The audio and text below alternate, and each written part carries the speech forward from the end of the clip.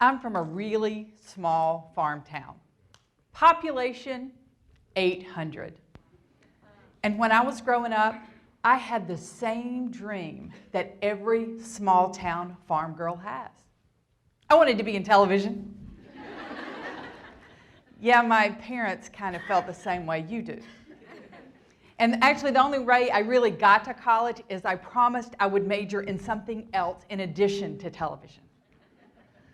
So, in the fall of 1981, there I was at the University of North Carolina in Chapel Hill, ready to study and learn and majoring in radio, television, and motion pictures. You know, I had a lot to learn, and soon I learned 3 big lessons about trying to pursue a television career. Lesson number 1, you need experience. Lesson number 2, if you have connections, getting experience is easier. Lesson number 3, if you don't have any connections and you can't get paid to get experience, you need to volunteer. You know, that's working for free. Well, that was a problem for me because I was working to put myself through school. So between trying to study and get good grades and trying to work, I really didn't have a lot of time to volunteer. So what's a girl to do? Well, I got my inspiration one day when I was looking at the basketball schedule for Carolina. I saw as I looked down that they actually televised some of these games. And you know, NBC was going to come to town. So of course, they needed me. That was how I was going to get my experience. So I went to my dorm room and I called information.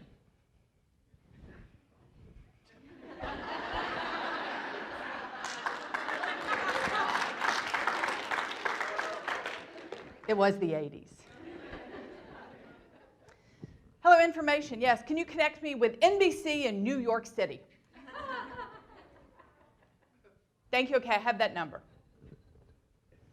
Now to invest in a long-distance phone call.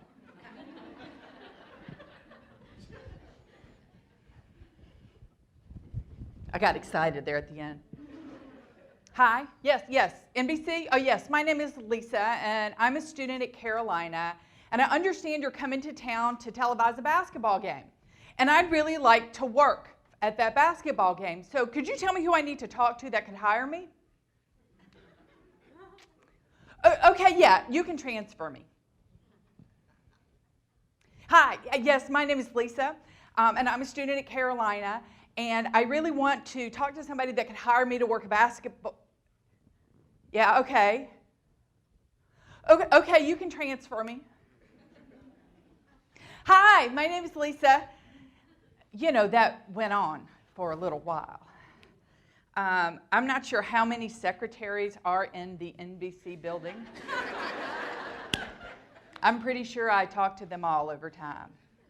And they were nice enough to pass me along, and I decided that I was going to continue to do this. Now, there's something about youth that says you can do anything. And I don't know when we lose that, but we shouldn't. And while I was confident that this idea would work, I wasn't confident enough to tell any of my friends, because this is how what they would have said sounded. So Lisa, let me get this right. You're going to cold call a major television network in New York City. And you're going to find the one person that's in charge of hiring the people for that one event in all the events they're televising. And they're going to hire you. Yeah, let me know how that works out for you. Well, I kept calling day after day, taking the next lead and the next lead, and finally, I found her. Her name was Helen. And Helen said she was in charge of doing the hiring for the basketball game. Well, then came lesson number 2. Helen didn't know me, and she didn't know anybody that knew me. And it turns out, when the networks come into town, they have union people, and there's only a couple of non-union jobs. And usually those goes to friends of the sports information director or the athletic director. Not only did I not know them, I didn't even know their names. But Helen said, there's one slot open. I'm waiting for a return phone call. I haven't gotten it back yet. So if you'll call me tomorrow, I'll let you know. Well, she didn't know who she was dealing with. That was all the inspiration I needed. Every day for a week at 3 o'clock, I schlepped across campus. I went and I dialed that number. Helen, it's Lisa. Did you get that phone call yet? No? Okay. Call you tomorrow. Helen, it's Lisa. Hey, you still got that slot open? Okay. Call you tomorrow. Helen, Lisa, you see, there was no caller ID then.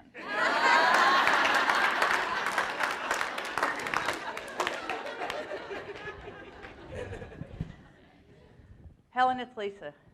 Lisa, if I hire you for this game, will you quit calling me? Yes, Helen, call me once. You'll hire me once, you'll hire me forever. You know, it was amazing the confidence I got from just making that one phone call. But then I had to ask that third question about lesson number 3. Helen, I do get paid for this, don't I? And get paid I did. I worked my first game for NBC and I got paid $50. It was the 80s. That was more than it is now. $50 to be a gopher. You know what a gopher does, right? You go for coffee, you go for tea, you go for a cool t-shirt so they can take it back to New York City to some friend of theirs or their kid. But you know, it didn't matter. I was doing the job of my dreams, and when you're doing something you love, it's just awesome.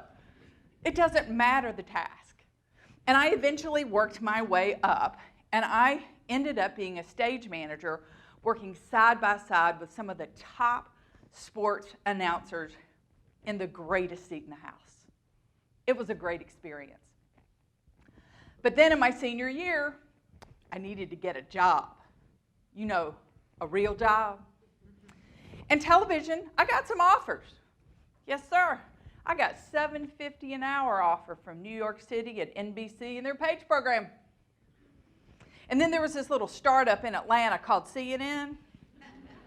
They offered me $5 an hour. 40 hours a week, but not the same 40 hours each week, so you couldn't get a second job. Well, I was flattered.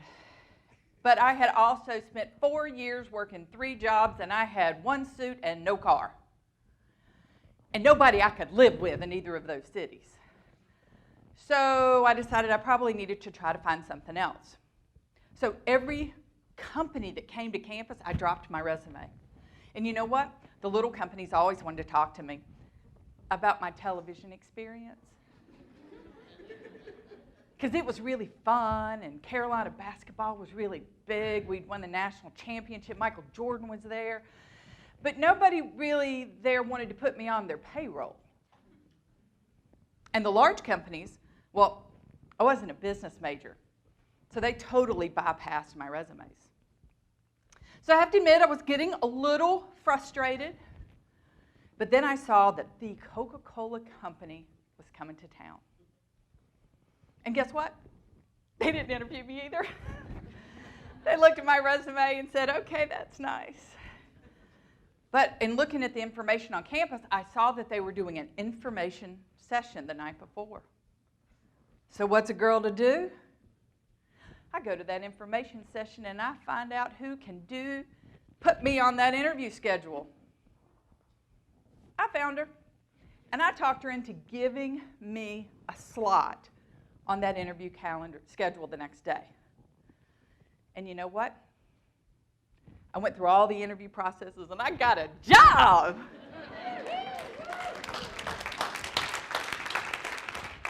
I was one of 10 people hired nationally in 1985 for the Coca-Cola Company for the grand total of $18,600 and a Chevy Celebrity station wagon. I was looking good. Like a den mother, but I didn't care. I had a car. And I thought I can always continue to do television on the side, freelance television. It was fun. My very first promotion ever for the Coca-Cola Company took me here to Dallas. And I continued to do sports television. So I covered some Mavs games, and I covered some Cowboy games, and it was a lot of fun. But I soon realized that probably television wasn't going to be my destiny. It was going to be something fun I did on the side. In fact, the Coca-Cola Company wasn't just going to look good on my resume. It was going to be my resume. I spent 30 years at the Coca-Cola Company, doing all kinds of jobs, traveling all across the world, seeing, learning, working with some of the best people ever. You know, the kind of people you would like even if you didn't want to work with them. You would spend time with them anyway. Those kind of people. It was an amazing journey. And when I sit back and I think about it, all that confidence to go after what I wanted came from one phone call to information. Now today, there's probably somebody each one of you should call, need to call, thought about calling. I see some of you with your notebooks out there. Go ahead, write down their name. Write it down. We are more connected today than we ever were. You can phone call, email, text, LinkedIn. I don't know. There's so many out there I can't keep up with them all.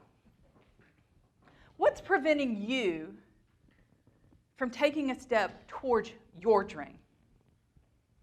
There's somebody out there that's just waiting for you to reach out so they can say yes. But they'll never say yes if you don't call. So why don't you do it today? What you waiting on?